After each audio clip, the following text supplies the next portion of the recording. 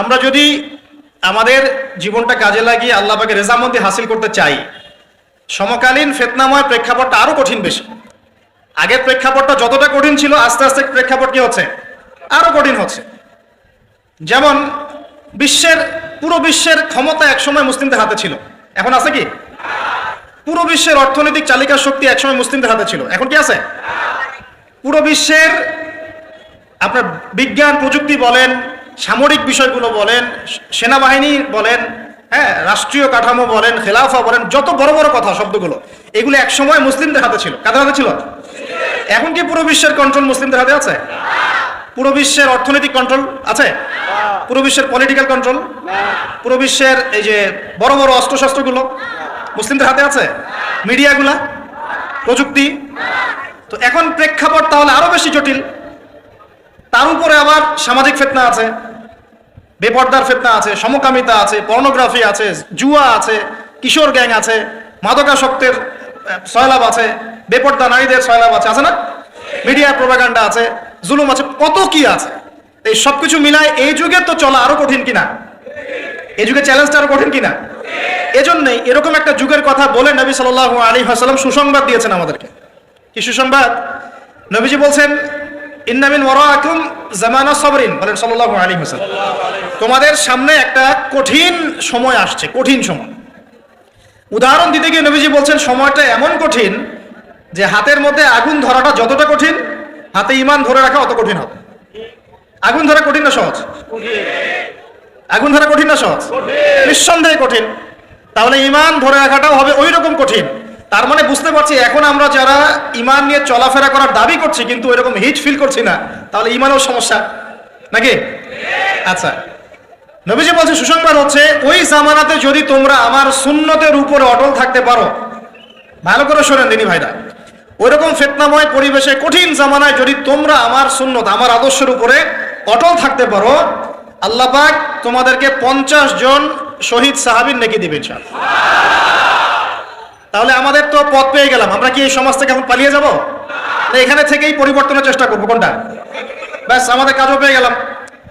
এখন এই পুরো কাজ, নিজে আমল করা, দিন শেখা, পরিবার, সমাজ, দিনের দাওয়াত, এই সব কিছুকে একসাথে রেখে, সামনে রেখে মোটামুটি ভাবে 5টা কাজ আমাদেরকে করতে হবে। রাজি আছেন ইনশাআল্লাহ?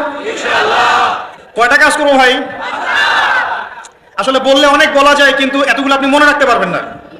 আর আমি একটা জিনিস আপনাদেরকে বলে দেই, যে একদিনের ওয়াজ মাহফিল দিয়ে দিন কায়েম হবে না। কথা বুঝতে পারছেন? এই যে ওয়াজ হলো, আয়োজন হলো, আপনারা আসলেন, লেকচার শুনলেন, আমি আসলাম 8 ঘন্টা জার্নি করে, আবার 8 ঘন্টা জার্নি করে গেলাম, 1-1.5 ঘন্টা আলোচনা করলাম, এটাই সবকিছু না। এখানে আপনাদের নিবেদিত প্রাণ কিছু ভাই তৈরি করতে হবে, যারা এখানে দিনের মেহনত করবেন, দাওয়াতের মেহনত করবেন, শিক্ষা প্রতিষ্ঠান করে তুলবেন, একটা কমিউনিটি করে তুলবেন, এক কথা একটা ইসলামী কমিউনিটি করে তুলবেন। এটা না হওয়া পর্যন্ত একদিনের মাহফিল দিয়ে কিচ্ছু হবে না। তা আপনারা কি একদিনের মাহফিল করতে চান, না দিনের দাওয়াতের কাজ সারা জীবন করতে চান? কোনটা? আল্লাহ কবুল করুন। এই জন্যই বলেছি, এবার আরো অনেক কথাই বলেছি, সামনে আরো শুনবেন ইনশাআল্লাহ, যে এই রাতের বেলা এই যে সারা রাত জেগে জেগে ওয়াজ করা, 11টা 12টা 1টা, হ্যাঁ, এই সুন্নতটা চেঞ্জ করতে হবে। এই সুন্নতটা কি করতে হবে? চেঞ্জ করতে হবে। সর্বোচ্চ রাত 10টা যথেষ্ট। কারণ হচ্ছে, এখান থেকে যদি বাসায় যাই, রাস্তায় তো আমার 4-5-6 ঘন্টা চলে যাবে, রাতের ঘুম নাই। এভাবে যদি দিনের পর দিন কেউ রাতে না ঘুমায়, শরীর ভালো থাকবে? ওই রকম সতেজ মাথা নিয়ে কি দিনের কাজ করতে পারবো? আর আপনারা রাত জেগে জেগে ওয়াজ শুনলেন, ফজরের নামাজ নাই, লাভ হলো? এজন্য এবার অনেক মাহফিল আমি নিজেও ক্যান্সেল করে দিয়েছি। ভাই, মাহফিল আমি এভাবে করতে পারবো না, আল্লাহর ওয়াস্তে মাপ চাই। যদি বাদ জোহর বা বাদ আসর বলেন, যেতে পারবেন, তাহলে বাসায় গিয়ে রাত্রেবেলা এশার নামাজ পড়ে ঘুমানো যাবে, ফজরের পর থেকে পড়াশোনা করা যাবে। মানে সুন্নতের খেলাফ কোনো কাজ করে কিন্তু দিন কায়েম হবে না ইনশাআল্লাহ। আমি আশা করি অন্যান্য ওলামায়ে কেরামরা এগুলো নিয়ে কথা বলবেন, এবং আমাদের এই যে চলমান একটা রাত জাগার একটা মানে খারাপ অভ্যাস, এটাকে দূর করতে হবে। এই জন্য 11টা ঠিক আছে, 11টা টাইম পারফেক্ট। তা আমরা ওই 5টা বিষয় শিখবো ইনশাআল্লাহ। তার আগে বলছিলাম, একদিনের ওয়াজ দিয়ে কিচ্ছু হবে না, আপনাদের মধ্যে কিছু নিবেদিত প্রাণ মানুষ তৈরি করতে হবে। প্রত্যেকটা জায়গায় একটা করে দারুল ইলম, মানে জ্ঞানের মার্কাজ দরকার। কিসের দরকার? এখানে মসজিদ, মাদ্রাসা, ঈদগাহ সব মিলে একটা ক্যাম্পাস থাকতে হবে। এখান থেকে দিনই ইলম শেখানো হবে, ছেলে মেয়েদেরকে দিন শিক্ষা দেওয়া হবে, মা বোনদের জন্য দিন শেখার ব্যবস্থা থাকবে, জেনারেল শিক্ষিত ভাইদের জন্য কোর্স থাকবে, দাওয়াতের মেহনত থাকবে। এভাবে যখন একটা কমিউনিটি গড়ে উঠবে তখন বাংলাদেশের মধ্যে আরো আমূল পরিবর্তন আসবে ইনশাআল্লাহ। আল্লাহ পাক আমাদের সবাইকে এই কথাগুলো বোঝার তৌফিক দান করুন। তো কথা বললে ভাই অনেক কথা বলা যায়, মোটা দাগে 5টা আমাদের কর্তব্য এখন আল্লাহ পাক আমাদের সবাইকে করার তৌফিক দান করুন। এক নাম্বার হচ্ছে দুনিয়ায় সফল হতে, পরকালে আল্লাহ রেজামন্দি হাসিল করতে এবং দ্বীন ইসলামকে আল্লাহর জমিনে বিজয়ী করতে সর্বপ্রথম আমাদের ঐক্যবদ্ধভাবে যে কাজটা করতে হবে সেটা হলো আল্লাহর দ্বীনের জ্ঞান শেখা, আল্লাহর দ্বীনের ইলম অর্জন করা। একদম মুখস্থ করে নেন আজকের লেকচার। কি অর্জন করা? ইলম অর্জন করা, দ্বীনি ইলম অর্জন করা। আপনি দুনিয়াবি ইলমে ডক্টর, ইঞ্জিনিয়ার, পাইলট, ব্যারিস্টার, জজ যাই হন, দ্বীনি ইলম অর্জন করতে হবে। আপনি যেই হন না কেন, যে কেউ হন না কেন, দ্বীনি ইলম আপনাকে অর্জন করতে হবে। কতটুকু অর্জন করতে হবে? কতটুকু? যতটুকু অর্জন করলে আমি শিরক চিনতে পারি, তাওহীদ চিনতে পারি, আমি সুন্নাত চিনতে পারি, বেদাত চিনতে পারি, আমি হালাল চিনতে পারি, হারাম চিনতে পারি, আমি হক চিনতে পারি, বাতিল চিনতে পারি, আমি ঈমান ভঙ্গের কারণ জানতে পারি, আমি ওযু, গোসল, নামাজ, ইকামত, কালিমা, আমাদের এই যে বুনিয়াদী শিক্ষা, দ্বীন ইসলামের বুনিয়াদী শিক্ষা আমাকে অর্জন করতেই হবে। রাজি আছেন ইনশাআল্লাহ? বাংলাদেশের বহু মানুষ নামাজ ঠিক মতো পড়তে জানে না, বহু মানুষ ওযু করতে জানে না, বহু মানুষ ইস্তেনজাও করতে জানে না, আর বহু মানুষ কোরআন তেলাওয়াতও করতে জানে। কোরআন তেলাওয়াত বিশুদ্ধ করে না শিখলে আপনি আজান দিতে পারবেন না, ইকামত দিতে পারবেন না। আপনি নামাজে দাঁড়িয়ে আল্লাহু আকবার বলে সানা পড়তে, সূরা ফাতিহা পড়তে, আরেকটা সূরা মেলাতে, রুকুর তাসবিহ, সিজদার তাসবিহ, তাশাহুদ, দুরুদ, মাসুরা এগুলো শুদ্ধ করে পড়তে পারবেন না। আর শুদ্ধ করে যদি না পড়েন অর্থ বিকৃত হয়ে যাবে প্রচুর। মানে আমরা তো নামাজকে কি যে বানিয়ে ফেলেছি, আল্লাহ মাফ করুন, সুবহানাল্লাহ। মানে নতুন নতুন কত শব্দ বের করে ফেলেছি নামাজের মধ্যে। আর একটু অর্থের পার্থক্যের কারণে ঈমান কুফরের মতো অবস্থা চলে আসতে পারে। বিশুদ্ধ করে তাজবিদ সহকারে কোরআন তেলাওয়াত করা শিখতে হবে প্রথমে আপনাকে।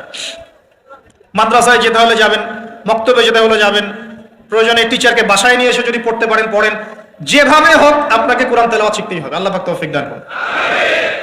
আমরা নামাজের মধ্যেই বলছি আলহামদুলিল্লাহ, আলহামদুলিল্লাহি রাব্বিল আলামিন। কি এটা? এটা কি পড়লেন মন্ত্র? আলহামদুলিল্লাহি রাব্বিল আলামিন এটা কি? আলহামদুলিল্লাহ। এই যে আলহামদু শব্দটা সঠিক করে উচ্চারণ করতে পারছেন অনেক।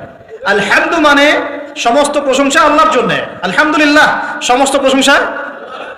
আলহামদুলিল্লাহ কি?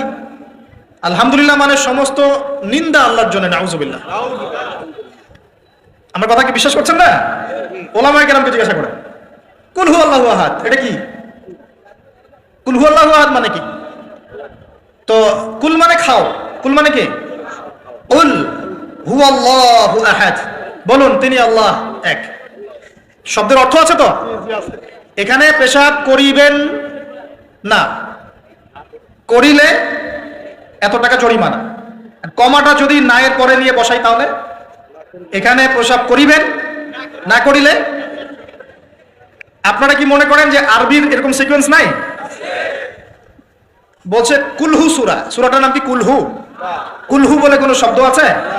কুল একটা শব্দ, হুয়া আলাদা শব্দ। কুল হুয়া আল্লাহু আহাদ, কুল হুয়াল্লাহু আহাদ।